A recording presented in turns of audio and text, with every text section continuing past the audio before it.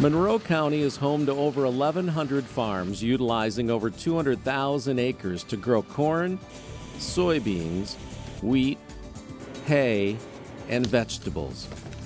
Agriculture in Monroe County has an economic impact of more than $200 million. Farmers like Jerry Heck work hard to be stewards of the land. I have filter strips along my ditches, have had for years, ever since they started that program.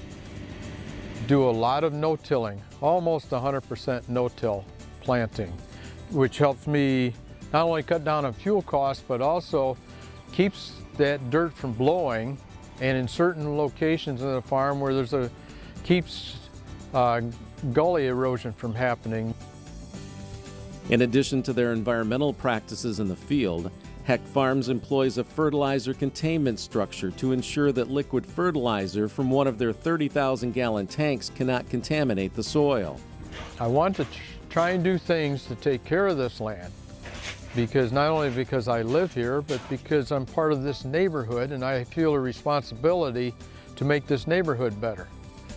You know, we all try to work together around this neighborhood to keep things up, to make things better for people, and then when the next generation comes along to farm, that they can kind of take off from the base that I've established or from where I'm at and continue making things better.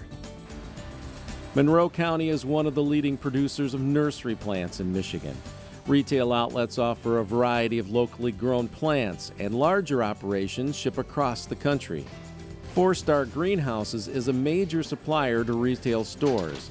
The operation uses water-saving practices like automated watering of hanging baskets and the flooding of greenhouse floors to irrigate plants.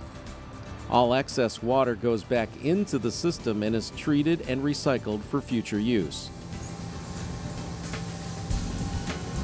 Farmers in Monroe County also take great care of their livestock.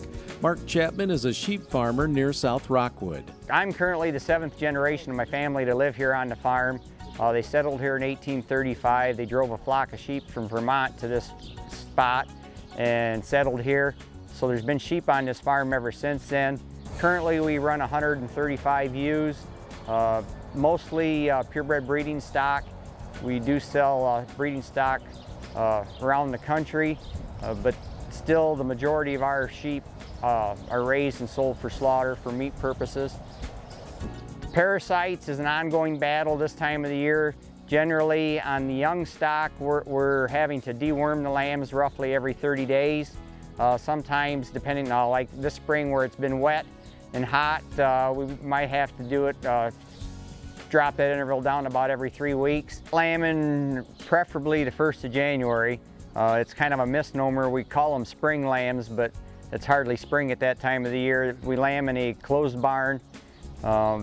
Try to be there when most every lamb is born, get them dried off, get a belly full of milk in them, and then the cold doesn't seem to bother them after that. Once they get up and get going and start nursing, they can handle a lot of cold. In fact, the cold, dry weather air is probably healthier for them than, say, weather more like March where it's cold or in the mid-40s and rainy and damp all the time.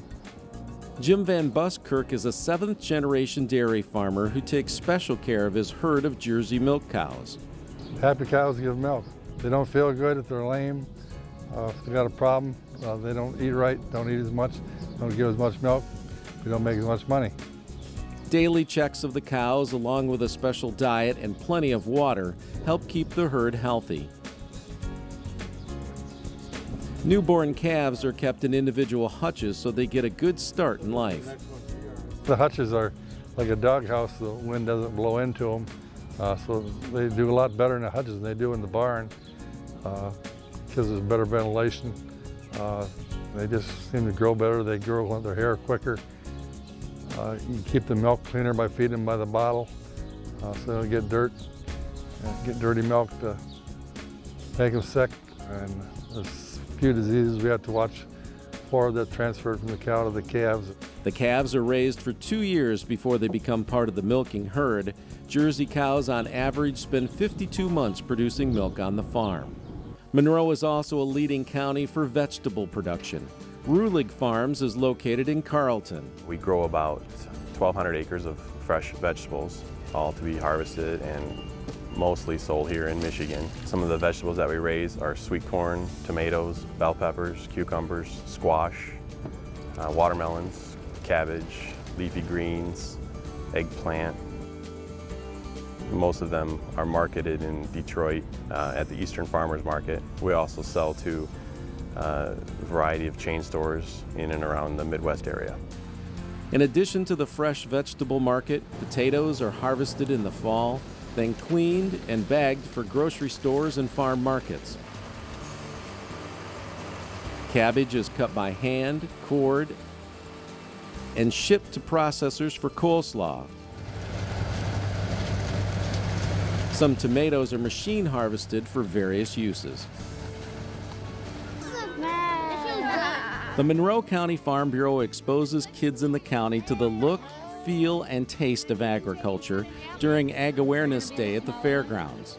Anybody have an idea what the temperature needs to be to hatch these little guys? Kids get to taste old-fashioned cornbread and ice cream made from Michigan milk. Kids experience animals up close, including dairy calves, recently hatched chicks, sheep, llamas, and goats.